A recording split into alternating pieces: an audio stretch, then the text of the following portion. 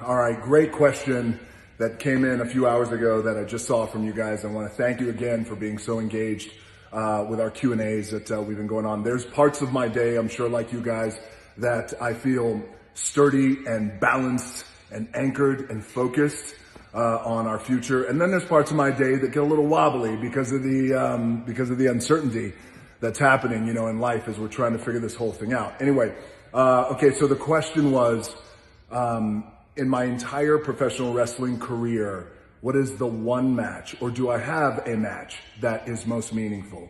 The answer to that is yes. And of course, my very first match that I ever had as a professional wrestler in San Antonio, Texas, and my last match that I had as a professional wrestler in New York City, where I started my career in the WWE, were very memorable. But the one match that I will always, always carry with me deep in my heart, in my bones, happened in Honolulu, Hawaii. And it was the first and only time that I had ever wrestled in Hawaii. And the reason why it was so, and it was not a big pay-per-view. There were no, it was not a big television production. It was what we call a live event or a house show in the world of professional wrestling, where it's just an event.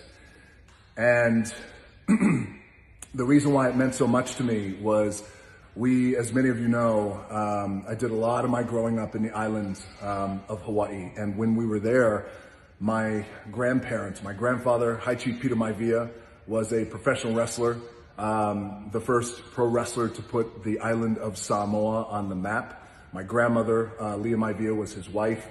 And my grandfather owned a professional wrestling promotion in the islands of Hawaii that he ran. My grandmother ran it with him. My dad and my mom helped them too as well promote this wrestling. And this was in the late 70s when we were there. I was just a little boy. And they struggled, man. I mean, my grandparents struggled. My parents struggled with this promotion. They could never get it off the ground. And, we all five of us lived in a little apartment on Kapiolani Boulevard that's still there today, that I always loved driving by and looking up at all the memories. But Hawaii for me, on the multiple times we lived there, always represented struggle. It always represented tough times. It always represented just a force of our human nature of just to grit it out and try and make it. So when I say, they were struggling, we were running wrestling shows across the island in the military bases every week, which is hard to do, and maybe drawing 200-300 people. And that's with the military pass, where it's like the military and their whole family gets to go for like $5. And then once a month in Hawaii, my grandparents and my parents would run the big show. And the big show was at an arena that's still there, and it's called the Blaisdell Arena. And the Blaisdell Arena is famous in Hawaii. All the biggest acts in the world over the decades have gone there. Elvis Presley, the Rolling Stones, you name it, everybody goes. If they stop over in Hawaii, they play the Blaisdell Arena. So once a month we would wrestle at the Blaisdell Arena, not draw any people, not make any money. So it was always struggle. We wound up leaving. My parents wound up leaving Hawaii, and they took me with them, obviously, and we went to New Zealand. We lived there for a little while.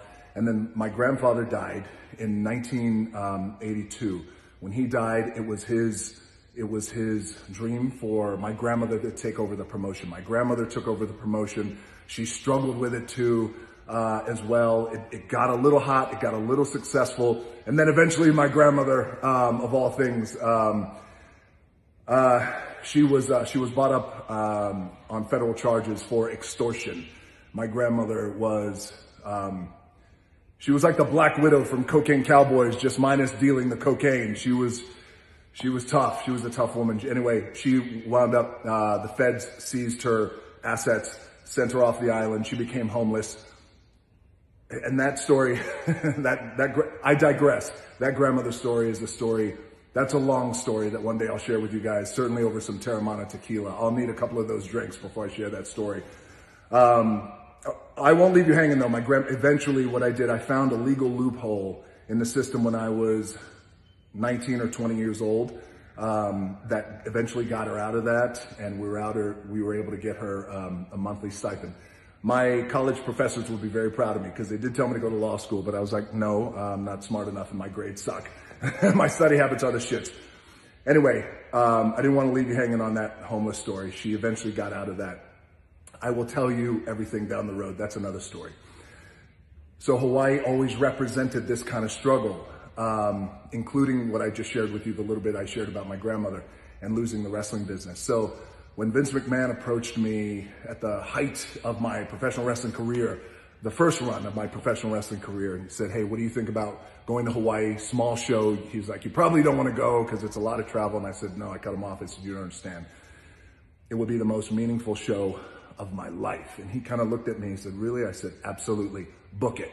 So I headlined that show. We went to Hawaii, and I wrestled a guy by the name of Chris Jericho, a very good buddy of mine today.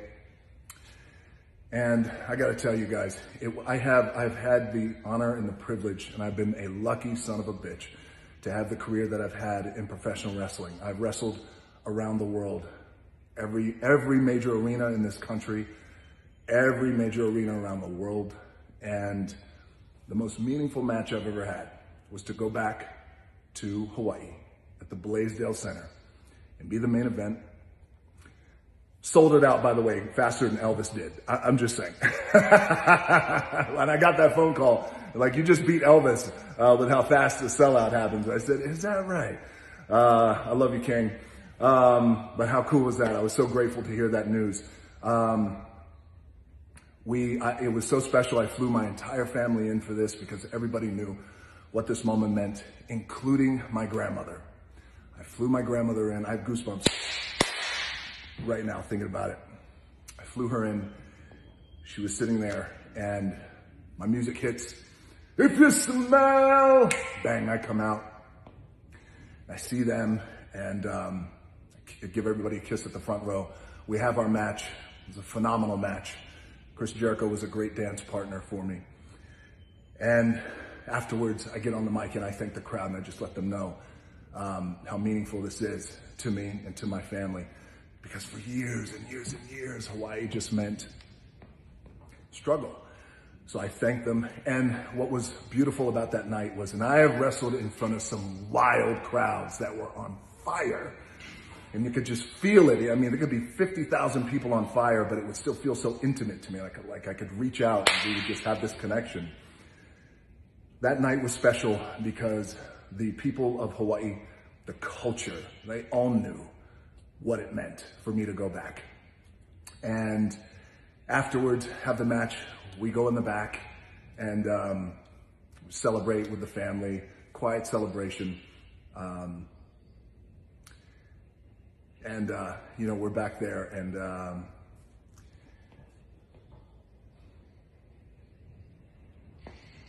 just give me a second. We're all in the back. It's just me and my family. It's very intimate. And we're in this dressing room, this sweaty ass dressing room that stinks. Because all the wrestlers were in there, including myself, and they all leave, and we're just back there, just me and my family. And you know, what it represented was so beautiful to have this moment with them, because, and to hear my grandmother say it, she was like, she called me Tuifiai, which is my Samoan name, Tuifiai. And she said, we finally made it. We finally made it. Oh, man. So, yeah, there were a lot of tears that day in that locker room, but tears of joy and gratitude. So, she said, we finally made it, you know, big hugs, and we went out to eat that night. I don't remember where we went, but anyway, now for me, going back to Hawaii and the culture means so much. This is why I try and bring as many movies and productions as I possibly can bring there to Hawaii, for the people, the culture, the economy. And it will always hold that special place for me. Every time I go back, I drive by the Blaisdell Arena. The Blaisdell Arena is right next to my old high school, McKinley High School, and I just look and I just shake my head.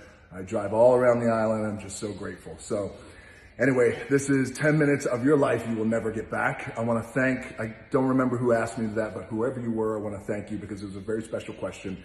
And it was a very meaningful answer to me. And on top of all that, I just found out today that I just realized today that today is my grandfather. It's his birthday, if he were alive. So it's his birthday in heaven. The High Chief Peter Maivia. If I had a Teremana, I would raise it to him. He loved to drink. A beautiful man, highly respected and loved man. So this one's for you, High Chief.